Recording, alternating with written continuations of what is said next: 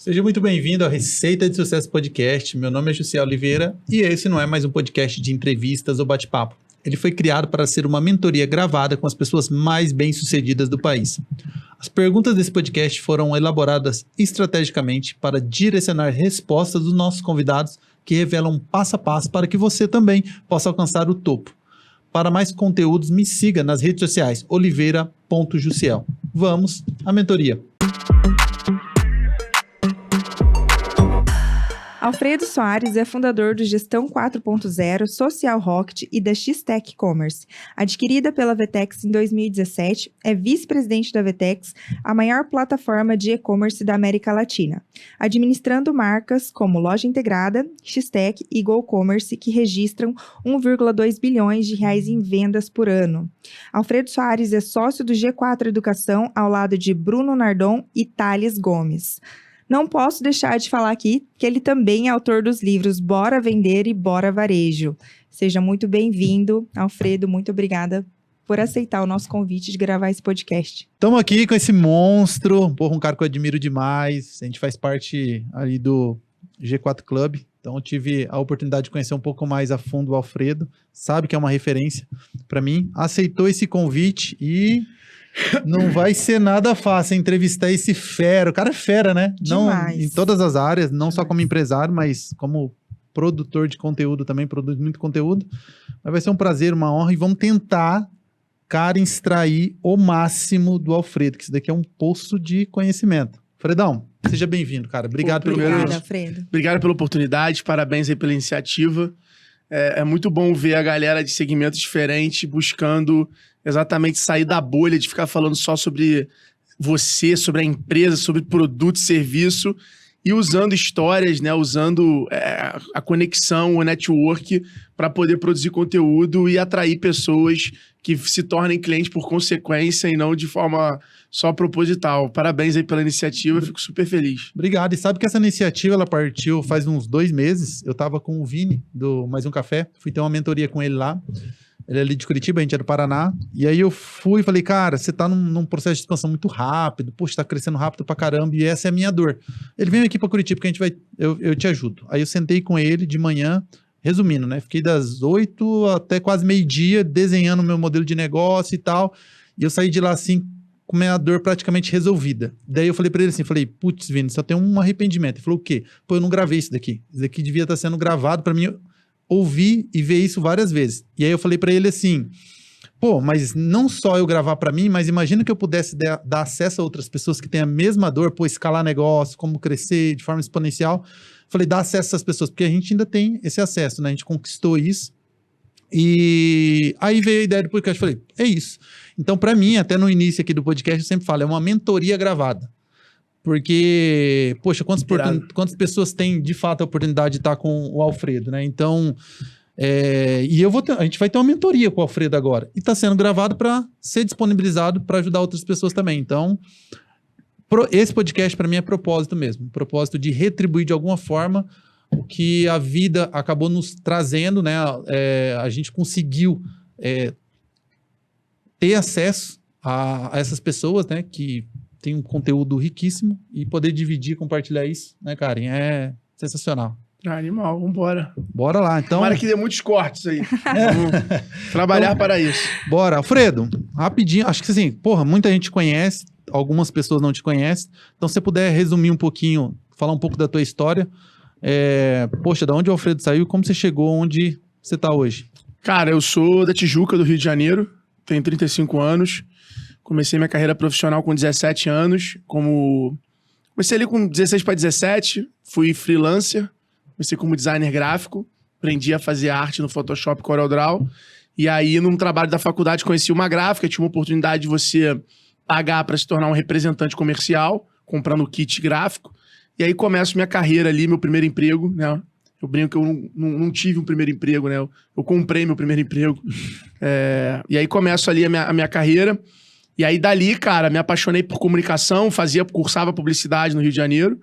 Me apaixonei por comunicação, comecei a conhecer esse mercado do designer, da arte, para esse mercado de venda, de marketing digital. E aí automaticamente o mercado de marketing... Na verdade não foi nem digital. Fazia anúncio pra revista, anúncio pra jornal. De publicidade, marketing. E aí disso fui pro marketing, do marketing fui pro digital, do digital acabei encontrando vendas. E aí nesse meio do caminho, nessa jornada, eu acabei fundando algumas soluções de... Né, a X-Tech Commerce e a Social Rocket, uma focada em rede social, Instagram, e a outra focada em e-commerce. E aí foi onde eu consegui colocar ali... primeiro, acho que tive o mérito de reunir um grupo de pessoas muito legais, que foram meus sócios, que foram as pessoas que trabalharam com a gente nesse projeto. Isso acabou a gente também sendo muito obcecado por querer dar certo naquele momento. A gente estava com 25, 26 anos... e todo mundo sem sucesso, vamos dizer assim, né? Todo mundo com uma ambição ainda muito aquém do que a gente... nossos resultados eram muito aquém das nossas vontades, né? Eu acho que são sonhos, vontades e resultados, né? Então, estavam muito aquém, então a gente era um time muito obcecado. Você fala assim, cara, o que fez a X-Tech dar certo? Obsessão. A gente era obcecado por fazer a parada dar certo, funcionar. Então, cara... Não tinha hora, não tinha tempo, não tinha família, não tinha... a gente realmente deixou muita coisa de lado no momento da vida. Super legal, né? Super divertido. Pelo menos era o que eu via nos stories dos meus amigos. Para poder realmente tentar extrair ali, construir e extrair valor dessa oportunidade. E aí deu super certo. A gente cresceu bastante a empresa em 3 anos. Alcançamos um resultado bem significativo de 547 milhões de reais de transação. Nossa. E aí vendemos a empresa na época para a Vetex, que começava a se destacar no mundo do e-commerce de forma global, mas era brasileira. E aí a gente entra na Vetex, na época a Vetex valia 100 milhões de dólares. A gente entra na Vetex como sócio. E aí, cara, foi muito legal porque a gente viveu ali um momento de escala muito grande da Vetex, no qual ela saiu de 3, 4 países da América Latina para 47 países no mundo. Nossa. 17 escritórios e um crescimento de receita GMV. Né? A gente... hoje a Vetex fatura quase 80 bi por ano, né? De faturamento. Nossa. Não, de transação. Então, a gente está falando de quase... Né, hoje global, mas só de Brasil a gente está falando de 1/3 do mercado brasileiro de e-commerce transacionado pela Vetex. Então, cara, eu tive uma escola assim com o Mariano, com o Geraldo, com o Rafa Forte, com o Marcelão, Gustavo Rios, Fábio. Eu tive a honra ali de estar do lado de empreendedores raiz que começaram do -1 e que estavam construindo uma empresa de tecnologia no Brasil, assim, tudo contra a maré. E eu tive o prazer de viver e de estar fazendo aquilo ali, de certa parte, um pedaço daquele projeto como um todo. Cara, deu super certo. A gente abriu capital na Bolsa de Nova York no meio do ano passado. A empresa chegou a valer quase 4 bilhões de dólares na época. E aí eu também pude viver diferentes fases do que é sucesso. Precisei renovar algumas vezes minha ambição, né? Mas aprendi demais. E aí ao longo desse caminho, né? Depois que eu vendi a empresa na Vetex até o IPO, eu acabei me apaixonando por palestra. De palestra eu comecei a escrever livro. De livro a gente começou o G4. Eu comecei a dar aula. E aí comecei a dar mentoria. E aí me envolvi com o mundo da educação. O G4, de uma iniciativa que a gente teve para ser um evento, foi ganhando corpo para ter um curso online. Depois de ter um curso online, vamos criar um programa de educação, uma comunidade. Depois de uma comunidade, vamos criar um programa. Depois do programa, vamos fazer uma formação. E hoje se tornou aí uma das principais edtechs do Brasil também, no qual eu, Thales Nardon, estamos ali liderando a empresa de forma, acho, bem obcecada também. Muito por conta do que a gente sabe, do impacto que a gente pode fazer para o nosso país através daquilo ali. Então, a gente conseguiu unir ambição, propósito, tesão, tudo ali meio que na mesma plataforma, né? Que é o ecossistema do G4, e a gente tem pisado no acelerador aí também e conseguido, em 4 anos aí também, ter mais de 300 colaboradores, alcançar mais de 150 milhões de faturamento esse ano. Mas o mais importante, já geramos 214 mil empregos através de nossos alunos, né? E esse é o KPI ali que a gente gosta de olhar sempre. Ou seja, o nosso aluno que está indo lá, ele está crescendo, está tendo empresa sustentável, está gerando emprego, está tendo rentabilidade. Acho que no final do dia não é só crescer, é sobre construir algo poderoso ali, né? Que realmente gera impacto. Cara, que loucura. O G4, que eu venho... Eu sou um fã do G4. Primeiro, assim, eu tenho que agradecer muito. Que bom que saiu essa ideia. Eu ia perguntar isso, como que nasceu essa ideia do G4? Se não me engano, foi num jantar, vocês estavam ali jogando pôquer, alguma coisa assim, né? E que fantástico. Eu participei da turma 13, foi antes de começar a pandemia. E ali começou a minha história com o G4. Depois a gente foi patrocinador do G4 Imersão. E aí, uma melhor coisa que nos aconteceu foi o G4 Club. Por quê? Porque faltava, eu falo assim, é o quebra-cabeça, né? Eu não sei você, Alfredo, assim, eu venho realmente de uma origem muito humilde, então as pessoas que me cercam realmente são pessoas mais simples, mais humildes, então eu não construí esses relacionamentos porque eu estudei numa boa faculdade, ou porque, né, eu tinha ali um bom network. Só que o G4 era a pecinha que faltava. Quando eu entrei no G4 Club, a gente começou a andar com pessoas, né, que tinham chegado onde a gente chegou, muito conhecimento, porra, galera nota 1000. Então, assim, o G4, essa comunidade de empreendedores nos possibilitou, de fato, dar um salto gigantesco no nosso desenvolvimento. Então, eu sou muito grato de verdade ao G4 e eu percebo que não é só eu, né, eu falo quase que em nome aí de toda a comunidade. O G4 ele tá conseguindo gerar algo, eu percebo, tão forte quanto isso daqui, Apple. O cara é apaixonado pela marca, defende a marca. Então, falar tanto que eu vejo a maioria da galera coloca lá, membro G4 Club, virou realmente assim É o stamp, né? Então, assim, cara, parabéns, achei sensacional, incrível. E vamos gerar 1 milhão de empregos, né? Essa é a meta, né? É a meta, 2030. Mas, cara, eu acho legal o que você tá falando, porque as pessoas têm um pouco a palavra network num pedestal. E network é isso. Network ele vai ser consequência das tuas escolhas, do teu hábito, da tua coragem de investir. A mesma coisa na hora de você comprar um apartamento, na hora de você comprar... Você pode ter um apartamento normal num prédio super de pessoas incríveis que vão virar tuas vizinhas, ou você pode ter a cobertura de um prédio no subúrbio. E você ser o maioral do prédio. Só que aquilo ali não vai dizer sobre o seu passado. Aquilo ali está dizendo sobre o seu futuro. Ou seja, você quer se posicionar no lugar onde você é o maioral, onde você é o cara que mora no melhor apartamento, onde você é o cara da cobertura, ou você quer morar num prédio onde você, porra, é o vizinho que vai olhar ali pra cima e todo dia na hora de chegar na garagem vai renovar a tua ambição. Eu vivi isso. Eu vivi no prédio do meu pai, aquele momento no qual, pô, eu descia pra garagem lá com 18 anos, meu carrinho era aquele carrinho, né, não posso nem reclamar, era um carrinho super maneiro pra minha idade e tal. Mas eu olhava aqueles carrões e falava, porra, isso aqui é animal, né? Pô, imagina chegando do trabalho num carro desse. Uhum. Que irado, porra, que animal, cara. Que maneiro. E aquilo, de certa forma, toda vez que eu saía de casa com o carro que eu chegava, porra, me movia. Quando um vizinho mudava de carro, falava, porra, que maneiro, né? Que sensação deve ser irada e tal. E eu tive um momento de ter realização, de vender a X-Tech, ganhar dinheiro, porque eu tive isso na minha jornada, né? Eu ganhei dinheiro mesmo quando eu vendi a empresa. Até então eu ganhava ali 15, 20 mil por mês, era um bom salário, mas, cara, não dá pra fazer maluquice. Uhum. Ainda mais você sendo empresário, onde se der merda, você que tem que arcar. Uhum. Então, quando eu vendi a empresa, eu tinha 32 mil reais na conta. Eu tinha um fluxo ali de 20 mil por mês, 30 mil por mês, meio que era da empresa, tudo reembolso, tal, não sei o que lá, mas, cara, meu salário mesmo era 10 conto. E eu não tô falando que é pouco, ou é bom ou ruim, eu tô falando só por uma realidade de você trocar de carro. Cara, tem que ser realista. E aí, quando eu vendi a empresa, eu dei uma porrada, ganhei um dinheiro, e aí eu comprei um Porsche. E aí eu chegava na garagem lá, morando ainda com meus pais, chegava lá na garagem, pô, com o melhor carro do prédio. E, cara, na terceira semana que você desce com o melhor carro do prédio, você para até de olhar pra garagem. Você fala, puta, aqui não tem mais nada pra eu ver. Nada mais é referência pra mim.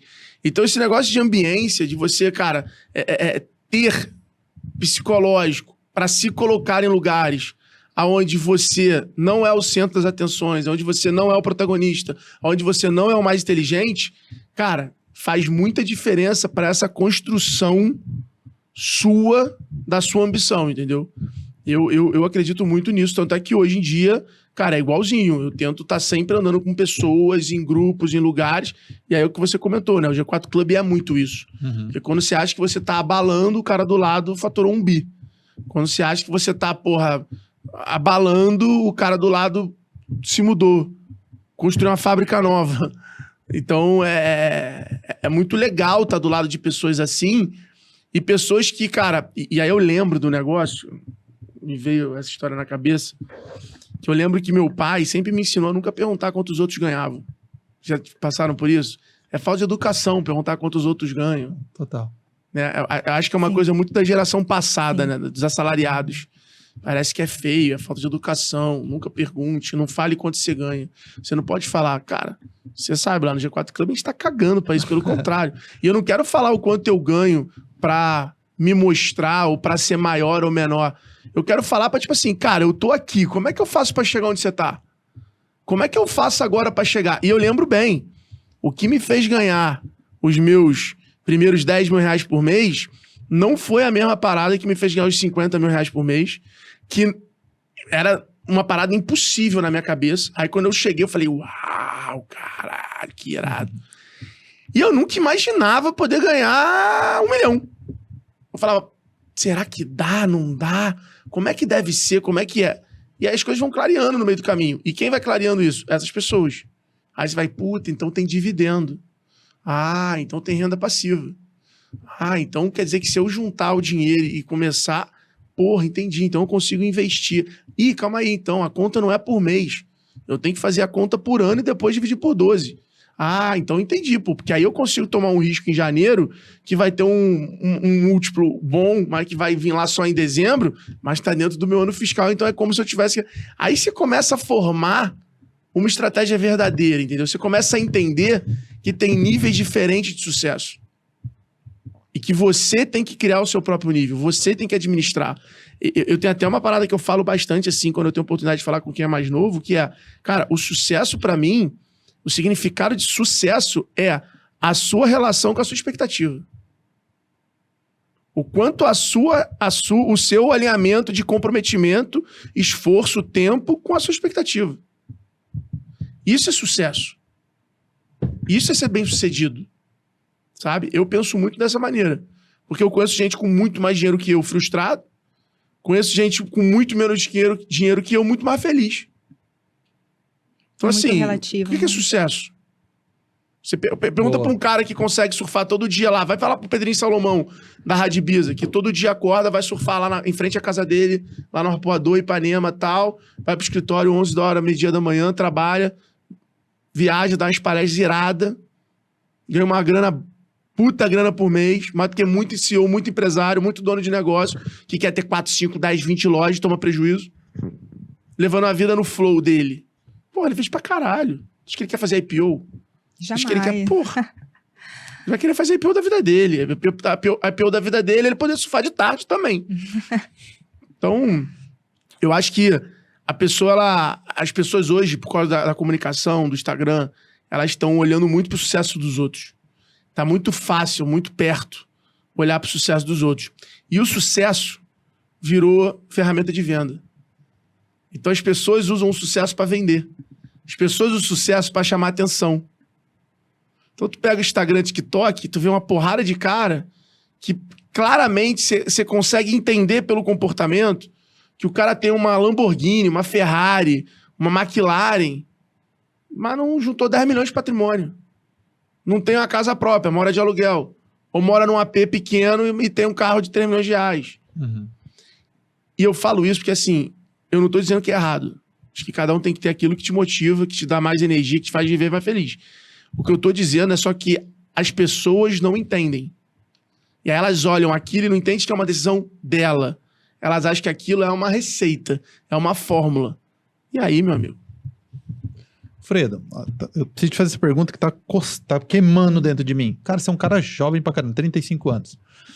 Tem cara que tá com a sua idade, tá indo pra balada ainda, né? Mora com os pais, ainda tá indo pra balada, não sabe o que vai fazer da vida. Parece que as coisas aconteceram muito rápido pra você, né? Então, assim, pela idade que você tem. Então, quando você olha pra toda a sua trajetória, você vinha numa fase difícil, e aí teve um momento que você virou a chave e prosperou. Você lembra qual que foi essa virada de chave? Qual que foi esse momento? Lembro. Essa virada aconteceu quando eu tinha uns 25 para 26 anos.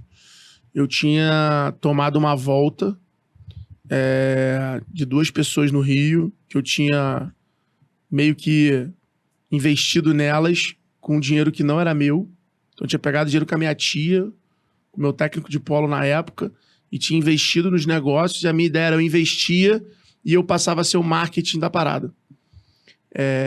E aí o cara me pagava mais do que ele pagaria normalmente. Uhum. E, obviamente, quando eu precisasse, eu pegaria o dinheiro de volta. Então era como se o cara fizesse um empréstimo e levasse uma agência de marketing. E aí, cara, os negócios estavam caminhando, estavam dando certo. Na época de Xenon, lembra de botar Xenon no carro? Lembro, pô. Então, um dos negócios era de Xenon. Porra, vendia pra cacete no Mercado Livre, mas pra cacete. E tinha que importar, e aí tinha os Xenons de cada carro e tal. Entendi. E, cara, tava voando. Até que as duas pessoas meio que sumiram, meio que começou a ter problema, meio que não começaram a me pagar, meio que deram a volta e eu fiquei com prejuízo. Nossa. Na época, uns 300 mil reais. E aí, cara, eu falei, porra, aquele meu sonho de independência, de ganhar tanto por mês, de não sei o que lá. Cara, acabou. Não tem mais essa possibilidade. E aí eu entrei num processo meio que de depressão. Fiquei, sem tesão de sair da cama, sem tesão de trabalhar, parei de fazer esporte que eu fazia na época e tal. E aí, cara, eu tive uma ideia de, cara, vou fazer Comecei a ficar muito em casa, ficava muito na internet. A internet, na época, começando a cobrir muito empreendedorismo. Lembro de olhar muito pequenas empresas e grandes negócios. E aí via várias histórias legais, de novas franquias nascendo, né? Porque eles escrevem uma matéria muito legal. Casal investe 500 mil e já projeta faturado. Ficava, caraca, não sei o quê. E aí eu falei, vou fazer um site então. Vou entrar nessa modinha e vou fazer um site. Aí fiz um site chamado Market Shop. Fiquei lá trampando pra caramba. Paguei 500 reais pro moleque fazer pra mim. Fiquei lá fazendo conteúdo pro site. Conteúdo. As páginas. Eu falei, cara, vou fazer um site como se fosse a maior empresa do mundo. E aí fiz o site, botei lá uma porrada de produto. A ideia era ser um shopping do empreendedor. Uhum. E, cara, comecei a fazer anúncio no Google, comecei a divulgar. E aí o negócio começou a... Pessoas me procurar, aparecer. Falei, cara, isso aqui é diferente, hein? Tem negócio aqui. E aí, dali foi uma virada. Quando foi mais pra frente, eu tinha um sonho de ter 1 milhão com 30 anos. E aí, quando foi mais pra frente, esse sonho ficou impossível. E aí, foi logo que veio a X-Tech. Uhum. E aí eu falei assim, cara, quer saber? Ao invés de eu ter o meu sonho... Eu fiz a conta. Falei, cara, quanto eu preciso ter de cliente pra ter 1 milhão? E aí eu falei, pronto, a minha meta não vai ser 1 milhão. A minha meta vai ser ter o maior número de clientes possível. E aí eu falava, cara, custa 100 reais por mês. Se eu conseguir ter 1.000 clientes, eu tenho 1 milhão por ano. Então, porra, vou focar nisso aqui. Na época eu nem sabia diferenciar faturamento de receita. O negócio era bater 1 milhão. E aí eu comecei a fazer a loja loucamente. Então eu ficava no Instagram o dia inteiro. Eu lembro de estar no banheiro no Instagram, aí vi o cara vendendo boné, pegava a logo do cara, pegava as informações, botava no sitezinho, mandava pro cara, olha, vi que você vende pelo Instagram, fiz esse site aqui pra você ver, não sei o que lá, dá uma olhada. Entrava nas plataformas concorrentes, pegava a loja do cara, criava uma loja igual na minha, ligava pro cara, fiz tua loja aqui, dá uma testada aí, acho que nosso sistema é mais moderno que esse e tal, não sei o que. Cara, e comecei, eu fiz 267 lojas, Sozinho, era você sozinho, fazendo tudo? Não, já tinha uma galerinha ali comigo, porque eu tinha um market shop que era meio que essa agência. Tá. E aí foi quando, cara, eu fui indo. Aí depois eu lembro de eu ver um vídeo no YouTube, do documentário do Bill Gates, que falava que a riqueza eu lembro como se fosse hoje. A mensagem era assim, ó. Pra você ficar rico, você tinha que fazer os outros serem ricos. Que aí os outros iam arrumar uma maneira de você ser rico. Eu falei, puta, então como é que eu faço o meu sistema ser vendido por agências e outros designers? Por quê? Porque ao invés de eu ficar vendendo para 10, eu vou vender para 2, que cada 2 vão vender para 5. Então, meu esforço vai sempre ser menor. Olha. Aí eu comecei a vender para design. Então, eu comecei a apresentar a X-Tech para design. Por quê? Porque eu falava, cara, você precisa contratar um programador para fazer uma loja. Eu criei um sistema que você não precisa mais do programador. Agora você consegue fazer o banner, fazer a logo e vender a loja sem precisar de um programador. Aí comecei a ter uma porrada de designer parceiro nosso. Pegava todo mundo do Wix. Aí comecei a... Aí foi que a coisa começou a tracionar. Mas essa foi a virada. Foi quando eu tirei a meta financeira e coloquei a meta de impacto. E não tô falando de meta de impacto SG, bonitinha, tem que ser... Não. Meta de impacto, tipo, cara, quero chegar aqui, o que eu preciso fazer para chegar aqui? E aí, depois disso, eu passei a adotar isso pra minha vida. Então, hoje, pra mim, é muito claro, cara, meu sonho é ter um avião. Tá, qual o custo de um avião? O que eu preciso ter para ter um avião? Eu busco entender os acionáveis para aquilo se transformar numa realidade. Então, pô, pra fazer sentido ter um avião, porra, não é ter dinheiro. Você conversa com qualquer cara, não é ter dinheiro. É você ter um negócio que precise de um avião. Senão você aluga. Aí eu já... Bom, então beleza. Então eu já tenho que trazer minha... Por que eu tô fazendo com isso? Eu tô administrando minha expectativa. Tô falando, pô, meu negócio é pra ter um avião? Pra ter um avião, eu vou ter que ter G4 faculdade em 7 estados. Aí vai fazer sentido eu ter um avião. Entendeu? Mas se eu tiver um escritório aqui no Brooklyn e vender pro mundo todo, eu não preciso de um avião. Total sentido. Alfredo, eu queria te fazer uma pergunta até um pouco antes disso, porque eu vejo que você, tão jovem, você já tinha essa ambição... Não sou tão jovem assim, vocês estão me enganando. Não, você... Pelo amor de Deus, não acreditem nisso não, tá, gente? É porque eu tenho 37, aí eu quero já fazer sou parecer um que senhor de meia idade, por favor. Não, mas assim, a sua ambição, ela começa muito cedo, né? E eu queria saber como que era na sua casa, assim, as conversas sobre negócio que você ouvia da sua mãe, do seu pai. Porque hoje em dia os jovens, eles são tão... Eu não sei, parece que eles são meio sem objetivos, se contenta com muito pouco, parece que a vontade não passa do teto. Eu não sei se acontece só lá em Maringá. Então, vou te acho que é só em Maringá que acontece isso. Vou te dar uma opinião. Acho que isso aí é uma visão um pouco míope que a gente tem, porque assim... Quando você pega a geração dos nossos pais trabalharam 20, 30 anos para fazer milhão. Uhum. Quando a gente pega a nossa geração, já teve várias pessoas que fizeram milhões em 2, 3 anos, 5 anos. Quando a gente pega a geração de nossos pais ficaram 1 milhão. Vamos usar 1 milhão como um milestone. Uhum. Nossos pais passaram de 1 milhão, quase a maioria, se a gente pegar um corte, com imóvel. Uhum. Eles compraram um imóvel por 300 mil reais, financiado em cacetada de vezes. Uhum. O boom imobiliário veio e hoje esse imóvel que ele pagou 300, 400 mil vale 2, 3 milhões.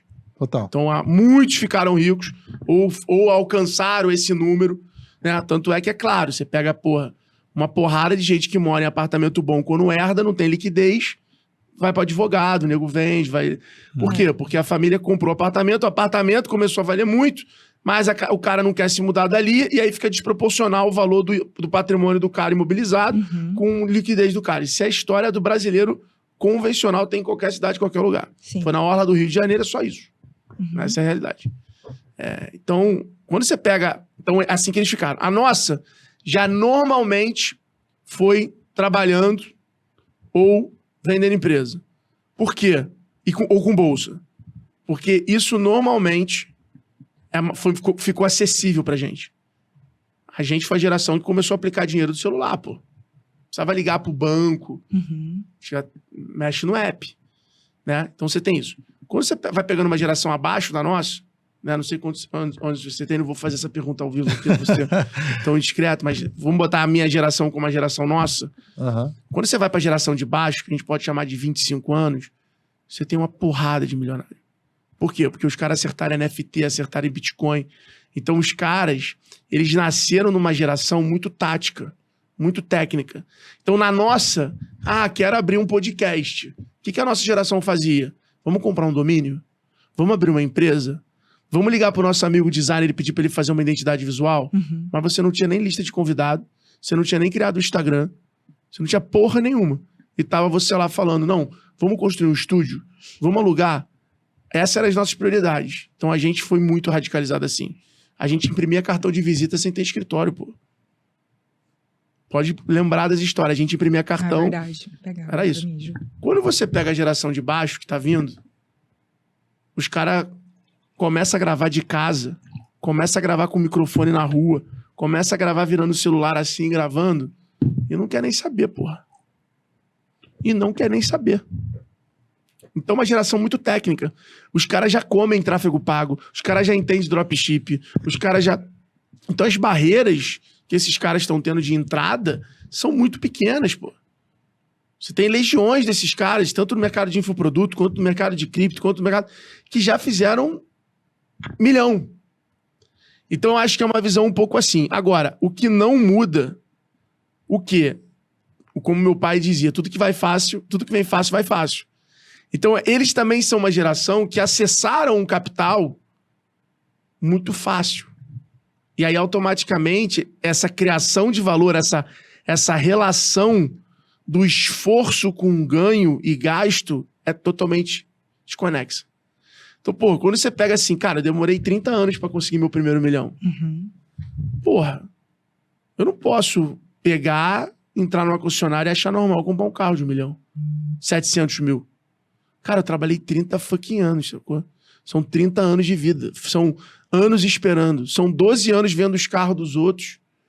Porra, não dá pra eu ter essa relação. Porque a construção do desejo, do valor, da ambição, ela foi sendo costurada, moldada. Cara, aí o cara vai, cria um canal de YouTube, ou compra meia dúzia de Bitcoin, e ganha 1 milhão.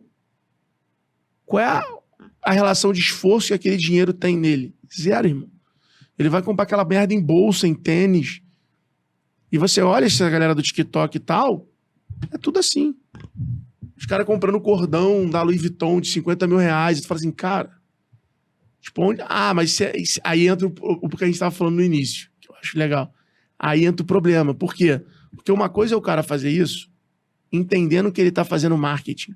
Entendendo que aquilo ali é parte de uma construção de uma estratégia para criação de valor, Sim. de equity. Ou seja, ele tá usando aquilo ali para realmente construir uma empresa, para realmente fazer... Ele não tá fazendo aquilo ali só para agradar os seguidores dele. Uhum. Ele não tá fazendo aquilo... Entendeu? Então, E você consegue perceber hoje muito fácil o empreendedor, o influenciador que se perdeu e não sabe mais do que ele tem porque ele quer e o que ele tem porque ele tá querendo vender em cima daquilo, crescer em cima daquilo, do cara que realmente faz tudo pensado. Então você pega uma Virgínia, uma Boca Rosa, que é o quê? Que é a outra geração, os caras são geniais, irmão. Uhum. Sim. Tudo é estratégia. Uhum. E o que é estratégia? Estratégia é algo muito simples. A estratégia é quando você conecta o ponto A com o ponto B. Estratégia é sobre conectividade. É quando você agrupa várias iniciativas Uhum. com um motivo. E elas estão conectadas. Então é muito fácil hoje ver essa diferença na internet, entendeu? Legal demais. Freire, agora aproveitando um pouco, né, vocês lá do G4 que tratam com vários gestores todos os dias, todos os meses, todos os anos, quais são os padrões que você percebe daqueles caras que são gestores de sucesso, daqueles que estão fracassando? É conhecimento aplicado? É ambição? É network? O que você diria? Quais são os padrões? Cara, eu posso te dar minha opinião, porque o G4, desde o início, a gente tem aplicação para fazer os cursos e tudo mais. Então, é muito difícil um cara É muito difícil você ver um aluno nosso fracassado. Uhum. E não é por causa da gente. É por causa dos alunos. Porque o G4 que você falou aqui, não sou eu vendendo ou eu falando, Sim, total. ele é o espelho do comportamento dos nossos alunos. Então não é o G4 que é foda. O G4 é o lugar que só tem aluno foda. O G4 é o MIT, o G4 é o ITA. Então assim, se eu seleciono na entrada, a saída só vai sair de algo bom. Então quando você tá lá fazendo a imersão, porra, eu sei que você vai aplicar meu insight. Então quando você vai lá e vê as turmas, vê os eventos, as coisas, você vê que tá todo mundo igual, irmão. Você vê que o cara que tá lá porque quer tirar onda, ele rapidinho já tá sozinho. Uhum. Já ninguém tá parando do lado dele. Ele já tá aquele cara que faz piada e nego não ri. Então acho que o G4 tem um pouco disso, assim, a gente de forma muito pragmática não se relaciona com fracasso. Porque a gente não considera errar um fracasso. A gente não considera quebrar um fracasso. A gente considera um fracasso sem se entregar. A gente considera um fracasso, porra, você não respeitar o básico. Você não fazer o óbvio. Isso é fracasso. Mas como é que pessoas como a gente fracassam? Eu não vou parar, porra.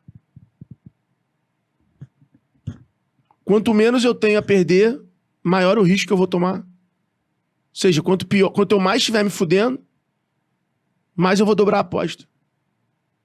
Como é que um cara desse é fracassado? Nunca. Porque ele pode estar sem nada.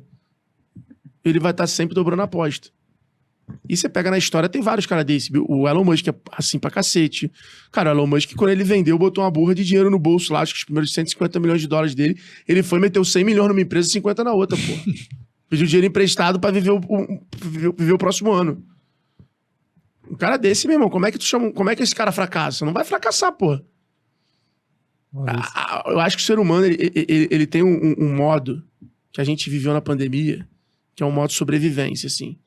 E quando você ativa esse modo, quando você vira essa chave, qualquer ser humano tem sucesso. Qualquer ser humano tem sucesso. Qualquer um. Porque, meu irmão, ele vai pra cima, ele não desiste. E eu não tô falando... A gente pode estar falando hoje aqui, empresário e tal. Cara, tô falando do cara da rua, tô falando de qualquer cara. Quantos caras não estão na rua e estão lá vendendo todo dia 50 brigadeiro, 50 docinho, 10 bala e volta pra casa? Tem a história do Rick Chester, pô. O cara vende água em Copacabana. Quantos como ele? Ele fala, cara, tudo bem, hoje eu tenho tudo que eu tenho, ter cruzado na vida do Flávio, ter viralizado na internet, mas eu era digno, irmão. Eu era o melhor vendedor de água de Copacabana, porra. Eu tinha sucesso pra cacete dentro daquela realidade. O mindset, então, se não fosse o que eu tô vivendo hoje, porra, eu estaria vivendo no meu... Ele fala, né? Eu estaria vivendo no meu barraco limpinho, bonitinho, arrumadinho, amarradão, indo pra minha mangueira, dançando. Então, assim... O fracasso, eu acho que o fracasso é muito pessoal. É muito você desistir de você. Isso é fracassar. Ou você desistir com medo dos outros. Que eu acho que é o mais comum. As pessoas desistem porque elas ficam com medo dos outros. Como é que vão me julgar? Como é que vão me ver? O que eu vou contar pros outros? Porra, eu tenho que estar sempre bem. Aí é foda. Principalmente numa geração onde tudo tem que ser muito bonito, né? E que tudo é televisionado, né? Sim. Tudo é compartilhado. Então, porra, é uma realidade. Você tá lá, às vezes, sei lá, numa rodoviária, porque, porra, o voo tava muito caro. Aí, porra, tu vai lá e vai numa rodoviária. Aí tu vai e fica assim, porra, será que estão me vendo aqui? Como é que vão me julgar? Tal, não sei o que lá, puta. Eu lembro, na época lá de X-Tech, eu vim pra cá de São Paulo de ônibus e, porra, eu super ficava ali preocupado porque eu falava, porra, será que meu cliente vai me ver aqui, vai me julgar aqui? Porra, eu tô de ônibus, pô, que merda, tal. Então, cara, quanto mais você consegue limpar a sua mente dessas distrações, cara, mais você vai gastar energia naquilo que importa. E aí a tua chance de sucesso vai aumentando, né? Eu tenho uma curiosidade. Ele falou que ele tinha a meta de chegar em 1 milhão. E agora? Qual que é o teu número? O que te move hoje, Alfredo? Boa pergunta. Qual que é o teu propósito? Cara, eu tenho muito prazer em fazer isso que eu tô fazendo aqui. Eu acho que eu tenho uma habilidade e que eu fui desenvolvendo ela ao longo do tempo. Eu gosto demais desse mercado de empreendedorismo. Hoje o que me move é estar com pessoas interessantes que me estimulem a criatividade e criar coisas, ser criativo. Então, cara, eu gosto muito de, porra, ouvir mentoria, negócio e tal, e ter umas ideias, ter uma sacada, saber, porra, ajudar e tal. É um negócio que me move bastante. Hoje, sem sombra de dúvidas, a educação é onde eu tô apaixonado, vamos dizer assim. Se vai ser assim para sempre, não sei. Tem algumas vontades ainda em outros segmentos, mas essa, sem sombra de dúvidas, é uma coisa que eu tô apaixonado e acho que tá longe de ser a minha jornada. Mas o meu número, cara, durante uma época eu tinha um número assim, sabe? Eu cheguei a ter um número de 100 milhões de reais e tal. Depois que você passa, não muda muito, né? Então fica... Mas eu acho que hoje eu tenho um pouquinho o sonho de ter 1 bilhão de reais. De alcançar essa meta em construção de patrimônio. Que legal. Não em grana, sabe? Mas Sim. em patrimônio, Equity. assim. Equity, Não, talvez, não em equity também, não. Acho que... Patrimônio mesmo. Equity é patrimônio ali, mas... Acho que projeto, sabe? Uma parada mais... Que eu tive isso na Vetex, né? De ser a ação a ser algo muito intangível. Uhum. Então, do mesmo jeito que sobe lá e vale 4 bi, cai e vale 400. Então, eu vivi já esse lado, assim. Mas, pô, quando eu fiz o IPO em Nova York, eu lá dentro da Bolsa de Nova York, recebendo a medalhinha, era uma parada muito inacreditável. Você com um tijucano, designer, formado numa faculdade particular, que adorava acordar 11 horas da manhã, que sempre foi contra tudo e contra todos, mas sempre foi incansável, participar de um negócio daquele, entendeu? Qual foi o sentimento, Alfredo?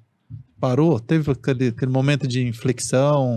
Você é um cara que você não deve se emocionar. Eu nunca vi você não, emocionado. eu emociono fácil. Cara, teve na madrugada do dia anterior. Eu não consegui dormir. Eu até gravei um vídeo, tá no documentário lá no YouTube. Eu gravei um vídeo chorando. Agradecendo meu pai, minha mãe, tá, meus amigos. Foi... A ficha foi caindo, assim, foi sinistro. É porque eu acho que, assim, como aconteceu muito rápido e a gente teve quarentena pra poder ir pros Estados Unidos, então a gente já ficou meio que 18 dias no México sofrendo uma puta de uma ansiedade maluca. Então meio que já foi meio que se preparando muito pra aquilo. Não foi aquela parada do, vamos pra lá e tal. Mas o sentimento ali naquele momento é muito é mais de responsabilidade do que de oportunidade. Mas se eu fecho o olho, eu lembro exatamente de tudo. Assim, foi muito marcante, assim.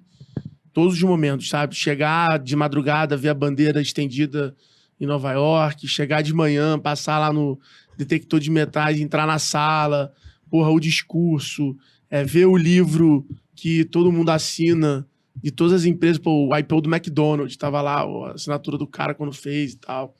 Tipo, saber que você tá ali fazendo parte, 10 horas da manhã, a gente abrindo a bolsa do dia, tocando sino. Foi realmente meio improvável como foi o documentário. Era uma parada que eu não sabia nem que existia, então não tinha nem como eu sonhar. Né? E eu brinco muito isso hoje. Eu falo assim, cara, os sonhos mais incríveis a gente nem sabe, pô. A gente nunca, nem tem capacidade de pensar ainda. Então, se tu tá sonhando com alguma coisa, meu amigo, significa que é possível. Que você já viu, já sabe como é que é, já existe pra você. O difícil é sonhar com o impossível. Como é que o Elon Musk sonha com Marte, irmão? Como é que tu sonha com o que tu nunca viu? Doideira. Como é que tu sonha com o que tu não sabe como é que faz? Agora, sonhar com um carro que tu tá vendo na rua, que tu entra na concessionária, sabe como é que compra? Isso aí é plano, irmão. Isso é meta. Sonhar tem que ser com a parada muito bizarra. Tem que ser com um negócio assim. E eu acho que é isso. Acho que tem vários sonhos que a gente vai viver nessa vida, todo mundo que tá ouvindo a gente, que a gente nem sabe que eles existem. Nem sabe ainda. Agora, você vai fazer isso acontecer se você for tomando as decisões certas, se envolvendo nas coisas certas, aí a coisa vai acontecendo.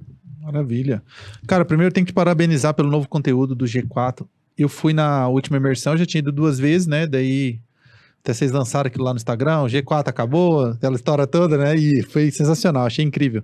E aí é porque vocês mudaram ali o conteúdo. Cara, que conteúdo, eu juro. Eu fui, eu não conseguia sair pra ir no banheiro, eu anotei tudo, mudou muita coisa, hein? Mudou. Então eu vou até falar pra quem quer... Porra, a galera do G4 tá acompanhando aqui, tem que fazer a imersão novamente. Claro, a gente tá num mundo de velocidade, né? Muita tecnologia, as coisas mudam muito rápido. Mas eu anotei aqui... Vai mudar de novo ano que vem. Olha, então não vai perder esse daqui. Nossa meta vai ser essa, vai ser a nossa imersão mudar todo ano. Caraca. A pessoa entra e nunca mais sai do funil, né? Então eu não posso Jornada deixar o infinita. Alfredo sair daqui sem, no mínimo, ele falar desse assunto. Ecossistema de vendas. Como as empresas estão criando as estratégias que serão sustentáveis no longo prazo. Cara, se você pudesse, imagina que o Alfredo entrou aqui, ele esteja no pequeno, no médio, e você pudesse dar alguma dica, né? Eu tô tentando aqui construir um passo a passo para implementar uma gestão comercial eficiente dentro de qualquer negócio. Como que é isso, Alfredo? Como que você faria isso? Cara, a primeira coisa que você tem que fazer, eu acho que quando você chega num negócio assim, para poder avaliar, a primeira coisa é entender quais são os canais de aquisição que aquele negócio tem. Tá.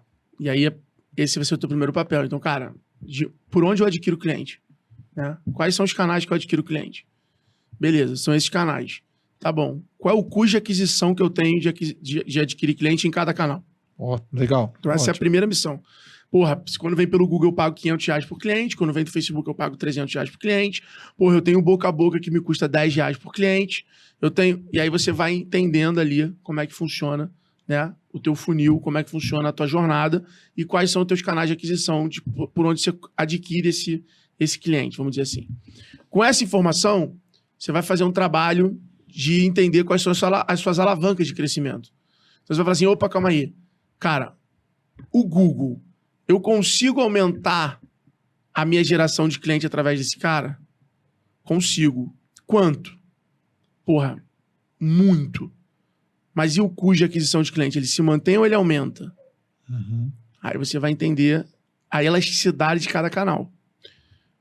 Indicação. Pô, indicação é R$10 contra 500 do Google. Pô, indicação é muito bom. Mas como é que eu escalo indicação? Não tem como, né? Porque para escalar a indicação, você tem que ter o quê? Você tem que ter cliente. Uhum. Então, puta, como é que eu consigo fazer com que o meu cliente indique mais? Ou como é que eu consigo criar um programa de indicação só para quem não já é cliente, mas para influenciadores, mas para afiliados? Tá. E aí você vai construindo essa estratégia. No final, eu acho que quando eu falo de ecossistema de venda, é porque o mercado está acostumado, nos últimos 10 anos, a máquina de vendas, a comprar crescimento, a crescer a qualquer custo, a se vangloriar pelo quanto ele fatura e não pelo quanto ele performa. E aí, cara, eu vivi isso em Vetex, eu era cobrado por isso em Vetex pelo Mariano e pro Geraldo, de performance, de crescimento sustentável. E para isso acontecer, você tem que construir um ecossistema. Então você tem que construir como se fosse, sabe o sistema solar? Uhum. Ele não se encaixa, ele não funciona quando a lua tá aqui, o sol... Cara, é igual uma empresa. Então, cara, como é que quando eu aumento o meu CAC no Google, eu aumento o meu número de indicação? Por quê? Porque aí o meu CAC médio diminuiu. Como é que eu entendo qual é a escalabilidade de cada canal para eu conseguir no meu planejamento ter previsibilidade na geração de demanda? E aí você vai assumindo o controle do crescimento. O Brasil é um país muito próspero, de muita oportunidade. Ter negócio no Brasil não é difícil. Desculpa você que fica ouvindo, no Brasil é foda, as leis, a política. Você está se iludindo, lá fora é 10 vezes pior. Então, a barreira de entrada é pequena, as oportunidades são gigantes, as exigências são pequenas. Então, assim, o Brasil é um paraíso para empreender. Tem muito problema. Tem um público altamente humano, exigente. Então, a gente que é exigente, você começou a comprar essa camisa. Daqui a 3 semanas você já vai... o verde já está mais desbotado, quero uma nova. Normal. Então, eu acho que tem muita oportunidade aqui. Só que a maioria dos negócios no Brasil, eles são negócios de oportunidade, ou seja, eles acontecem. É difícil você encontrar no Brasil pessoas que controlam o crescimento do seu próprio negócio. Que conseguem apontar para o próximo ano e falar assim, ano que vem a gente vai crescer tanto. Porque a gente vai fazer isso. Essas iniciativas aqui são os acionáveis que vão bater no PNL aqui. Então, essa engenharia, essa previsibilidade é uma coisa que eu acho que o mundo tech do Brasil tá dando aula. Você tem iFood, você tem Vetex, você tem Simpla, você tem Hotmart. Olha quantas empresas bilionárias do Brasil, fodas, e que são empresas que, cresceram da tecnologia, da gestão, da parada. Não tô falando de uma indústria que comprou uma máquina, uma área, coloca a árvore dentro da máquina e sai papel. E a demanda de papel só aumenta todo ano. O cara administra uma operação, mas ele não produz crescimento. Ele tem que só produzir mais porque tem demanda. Então, quando você olha para a grande riqueza do Brasil, é muito uma riqueza que está capturando valor em cima da demanda, não está criando valor. Uhum. E o mercado de tech não, que foi onde eu fui radicalizado. É um mercado onde você tem que criar valor o tempo inteiro. Você cria o seu mercado. Vetex, quando começou no Brasil, irmão, ninguém tinha e-commerce. Abriu uma loja, era R$200 mil. Não existia um gerente de e-commerce, o diretor de tecnologia, o CTO.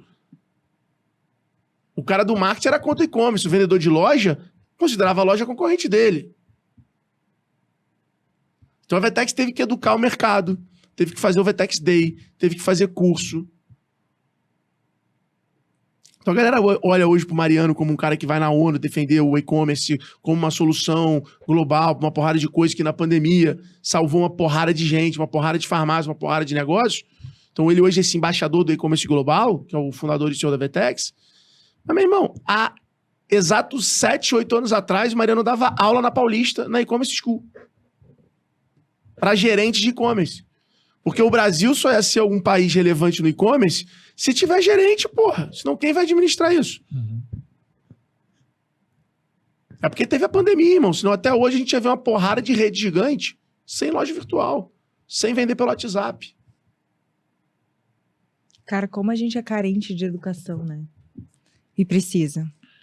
Cara, eu acho que a educação, no meu ponto de vista, que eu acho que a gente é carente é porque a gente não vê educação como parte do trabalho. A educação vira sempre objetivo pessoal. Ah, você quer crescer, meu irmão? Tem que estudar, se vira. Chega mais tarde em casa e estuda. Não, o estudo faz parte do trabalho. Uhum. Só que o estudo não é só o conhecimento. O estudo é você adquirir, acessar o conhecimento. Consumir a informação. Não, é acessar a informação. Consumir a informação. Transformá-la em conhecimento. Aplicar o conhecimento. Aí tu vai praticar. Aí você vai errar. Aí é quando você erra que você corrige. Quando você corrige é que você aprende. É verdade. Quando você aprende que você treina. Quando você treina, você constrói uma habilidade. E aí quando você vê a galera falando de educação, quando muita gente acha que o que é educação... Ah, o cara acha que é ler 50 livros por ano porque o Thales falou que tem que ler 50 livros por ano, porque o Elon Musk lê 100 livros por ano, porque a quem lê livros por ano é o cara que lê e coloca em prática, porra. O cara que lê e não coloca em prática, daqui a 3 meses, se tu perguntar pra ele o que tinha no livro, ele vai falar, porra, não sei.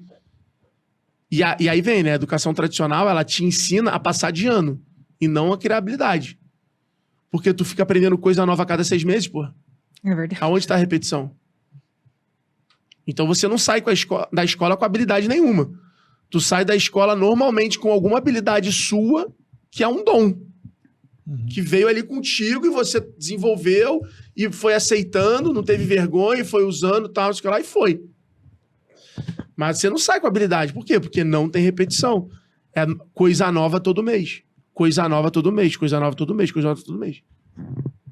Aí tu pega a faculdade de engenharia e o engenheiro, porra, é a mesma parada aplicada de várias formas diferentes, mas é a mesma parada. Ou seja, o cara repete aquela merda 4 anos, só que em situações diferentes.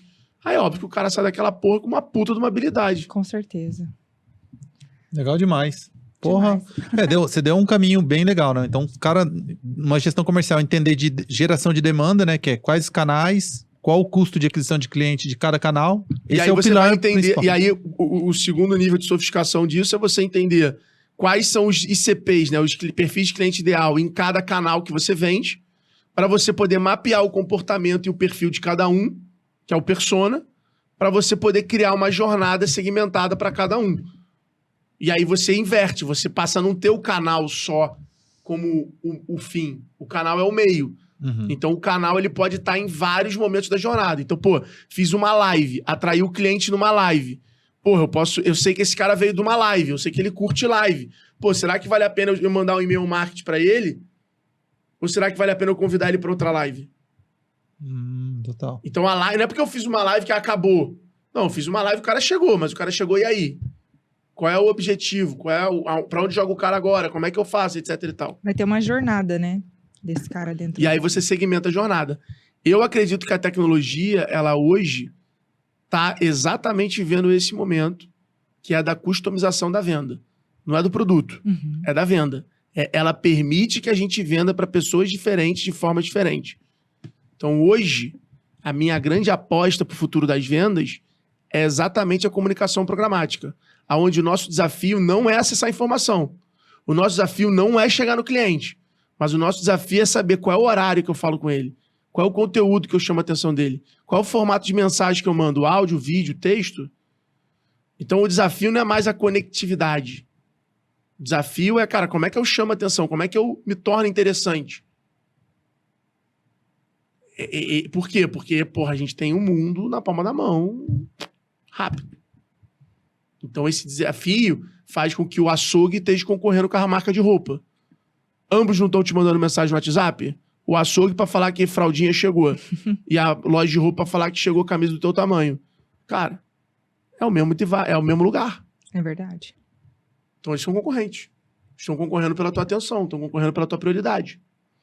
Então hoje eu vejo muito isso. Eu vejo que as marcas, elas estão vivendo essa era relacional e elas estão tendo que reaprender como é que elas se relacionam com o consumidor para que a venda sempre se torne uma consequência, mas que ela não fique na mão dos veículos para poder conseguir falar com os clientes. Porque toda marca hoje que ficar na mão de um Google, de um Face, de uma TV para falar com o cliente, ela não vai conseguir ter sustentabilidade no plano de crescimento. Uhum. O custo de aquisição de cliente vai extrapolar, vai ser alto. É só quem está ouvindo a gente ver. Ficou mais caro ou mais barato investir no Google nos últimos 5 anos? Muito Nos mais últimos caro. 2. Nesse ano. Cara, a conta é muito simples. Você acha mesmo que você começou a pagar R$10 por um clique? E o Google agora vai baixar para 9? Para 8? Para 5? Por que ele baixa? Você já se acostumou a pagar. Não vai baixar, pô. Os caras estão lá, eleição agora, todo mundo sofrendo pra cacete. A Todo tendência é mundo aumentar que- muito mais, né, Alfredo? Porque todas as empresas disputando Cara, pelo mesmo público. São todas as empresas escutando pelas mesmas palavras. São todas as empresas saindo da bolha de falar sobre o que elas vendem, falando sobre o que interessa para o cliente. Então, os assuntos amplos, eles estão sendo cobertos por vários segmentos diferentes. Uhum. A precificação das principais mídias online é em dólar. O dólar, né? A gente não tem um histórico de baixa, Sim. só de alta. Então, é precificado em dólar, não adianta. O robô do Google, o sistema do Google é precificado em dólar. Então, dólar subiu, mas não subiu. Barreira de entrada, muito menor. Você tem lá uma porra de um anúncio falando, clique aqui, anuncie agora, impulsione seu post. Porra, aí a tia Zumira vai lá e impulsiona lá o bolo dela. Uhum. Paga R$15 no clique. Por que que o Google, o Facebook vai vender pra Nestlé a 3? Total. Se alguém quer pagar 15. E é finito. Como se sobressai, Não vai, então? porra. Como que se sobressai? Está todo mundo disputando a mesma... Na Cara, tua visão, se que é sobressai criatividade... com comunicação programática, se sobressai customizando o seu conteúdo, a sua comunicação, a sua estratégia para cada perfil de cliente. Então, porra, na empresa de vocês, sei lá, você pode ter um cliente mais novo que não tem paciência de ver podcast. Então, o cliente vê podcast? Ele ouve podcast? Se ele Olha. ele ouve aonde? Uhum. Ele ouve malhando? Ele ouve correndo? Ele ouve de manhã indo pro trabalho? Ou ele ouve de noite? Sabe por quê? Porque muda completamente. Uma coisa é ele ouvir o teu podcast focado. A outra coisa é ele ouvir o teu podcast malhando, correndo, falando com o cara do lado e tá ali de fundo. O que já muda totalmente qual é o tipo de assunto que você tem que trazer. O que já muda totalmente qual é o call to action que você tem que ter dentro do podcast para poder gerar a próxima etapa da jornada. O que muda totalmente quantas horas o teu podcast tem que ter. Porque se o cara ouve malhando e tu fizer um podcast com mais de 1 hora, ele não vai ouvir todo. Já se fudeu. Se ele ouve deitado na cama de noite e você faz um podcast de 1 hora, ele não ouve todo, porque ele vai dormir no meio. Ele usa o teu podcast pra dormir. Então você tem que entender o comportamento de consumo pra poder fazer a parada direito. Pra tu aumentar a tua chance de ser assertivo. Olha isso. E não vai funcionar pra todo mundo.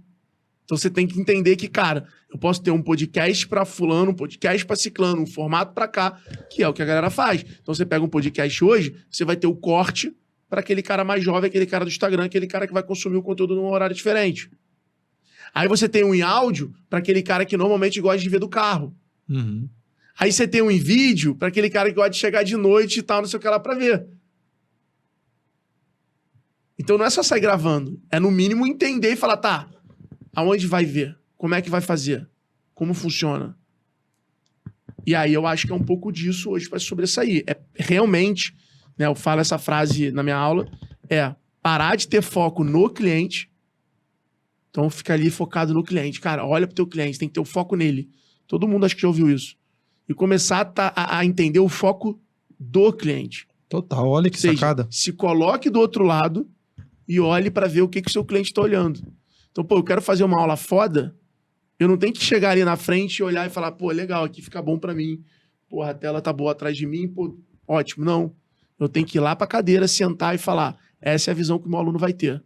Será que se eu andar na sala é ruim ou bom? Será que se eu falar alto e baixo é ruim ou bom? Será que o meu slide tá com a letra no tamanho bom pro cara que tá lá atrás? E essa é a responsabilidade de quem, Alfredo? De ver isso? É o gestor, é o RH, é o marketing, é o... Quem que tem que olhar com esse cuidado? Cara, Porque parece simples, né? Mas vamos lá, entender não comportamento. é simples, é pra onde o mundo tá indo. Durante uma criação de uma operação, você vai tendo uma porrada de prioridades naturais, mas o mindset, a mentalidade é essa. Entendi. Você tem que entender que a sacada, o insight, ele vai acontecer aí. Tá. Entendeu? Por exemplo, vou dar um exemplo claro pra galera entender aqui. E aí eu vou te responder de quem é a missão. Tá. A missão é da empresa inteira. Ah, entendi. É de colocar isso na Não cultura existe mesmo. área de relacionamento. A empresa inteira pensa em relacionamento. Tá. Então, a missão é da empresa inteira. É a empresa entender o papel do cliente na engrenagem da companhia. Tá. E aí a empresa não pode se colocar no pedestal ou ser protagonista. Ela tem que entender que o cliente é esse protagonista. Esse é o primeiro ponto. O segundo ponto, vou dar o exemplo do G4 para a galera tentar entender. O segundo ponto é o seguinte. No G4, a gente tinha, você foi na turma 13, você vai se lembrar, tinha muita mulher na tua turma? Não. Não. Esse era um problema crônico. Beleza.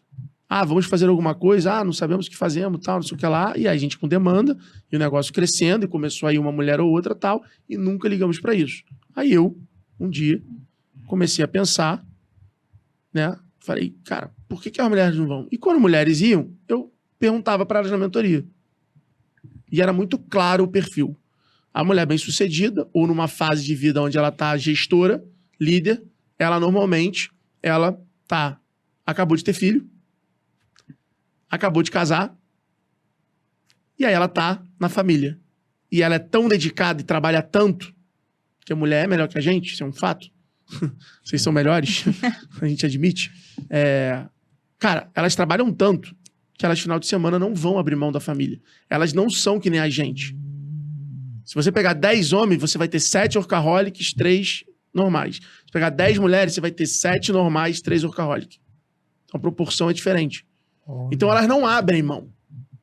Elas não abrem mão da família, do filho, de estar ali do final de semana. Não abre. Então óbvio que tinha pouco, porque era final de semana. Só que aí, eu fiquei com essa informação na minha cabeça. E aí, a gente fez uma reunião no ano de 2021, mudando do final de semana, porque pra gente também tava cansativo. Então a gente começou a mudar o final de semana pra quarta, quinta e sexta. E aí eu virei pra galera e falei assim, a gente vai aumentar o número de venda pra mulher. Pode anotar. Falei com o Heitor, falei, a gente vai aumentar o número de venda pra mulher. Porque agora elas podem vir. Que agora é durante a semana. Cara, teve turma com 20 mulheres. Caraca, parabéns. Por quê? Sacada. Porque... Sacada. Que sacada. Pra mim foi, cara, foi um dos maiores insights. Mas olha que legal. Total, Fredo. A gente não mudou por causa disso. Uhum. Mas o fato de eu sempre estar instigado e entender o comportamento fez eu entender o porquê aumentou. E aí, automaticamente, agora tu consegue virar pro marketing e falar assim, cara, pode anunciar pra mulher. Perfeito. Que agora o produto tem aderência pra mulher. Que aquela dor tá resolvida. A trava, a objeção, tá resolvida. Então, é essa a parada. É óbvio que isso é o que eu falei. Tá na empresa inteira. Tá na gestão, tá na liderança. Mas tem coisas que é igual escovar o dente. Você tem que fazer todo dia e você não vê resultado. Mentalidade é isso. Mentalidade, você molda ela todo fucking dia. E vai ter resultado daqui a 10 anos. Você não vê resultado todo dia. Igual academia, etc. Não vê. Então, você precisa alcançar a consistência. E mentalidade é igualzinho. Você não, vi um vídeo, li um livro, agora, porra, sou próspero, agora mudou. Agora eu sou otimista, então não vai. Até porque vai acontecer uma merda, vai ficar 3, 4 dias, uma semana dando tudo certo, vai chegar final de semana, vai dar uma merda. Pô, a gente sabe que a vida é assim, pô. Maravilha, ótimo. Fredo, alguma dica de leitura, seriado, um filme, algo que pode ser para as pessoas aí? Vou deixar aqui uma dica de uma série que eu amo, que é Billions, óbvio. A outra que eu acho que todo mundo deveria assistir, que gosta sobre obsessão, sobre ser obcecado, a do Michael Jordan, Last Dance. É uma verdadeira aula da história do Michael Jordan, dos títulos dele. Esse não é o arremesso final, então? O arremesso final. Que é o Last Dance. Tá.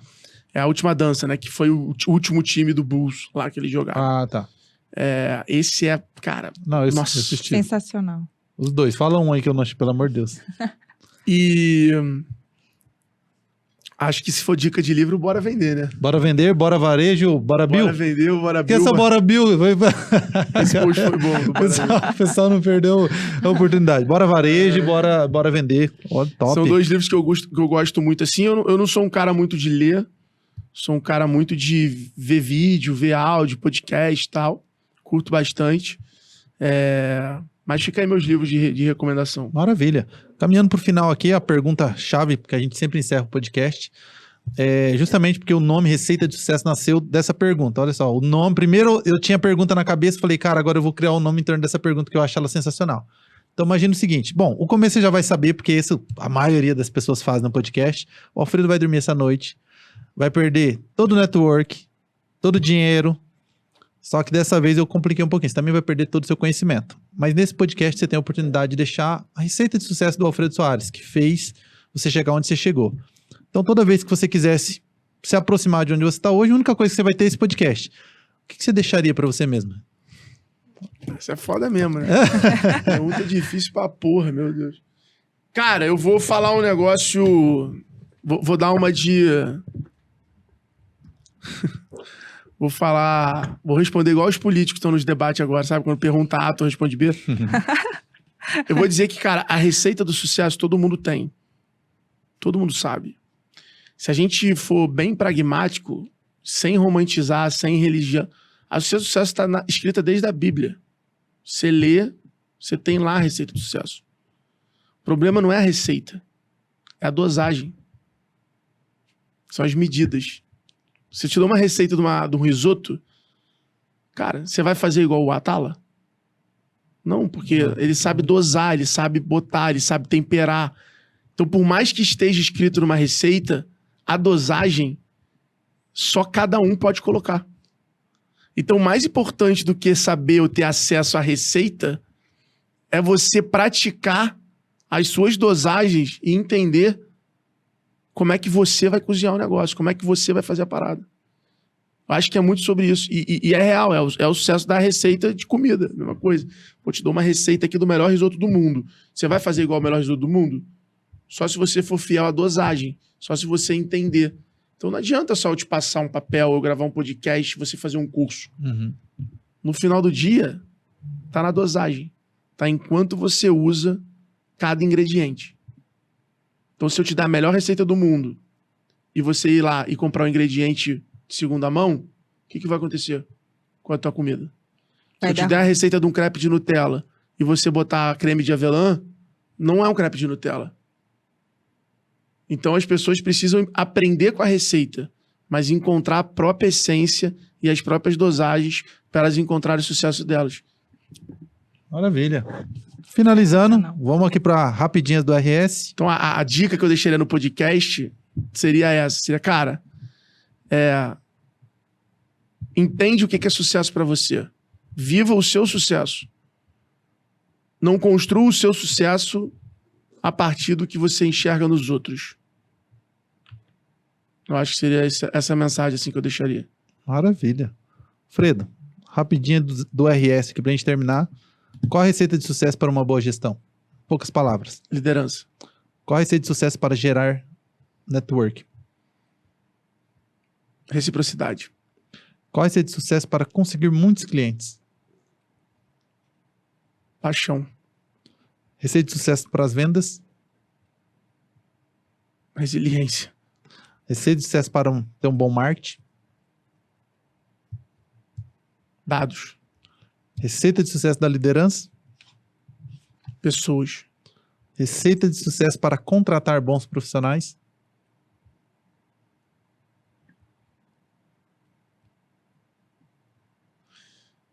Bons profissionais.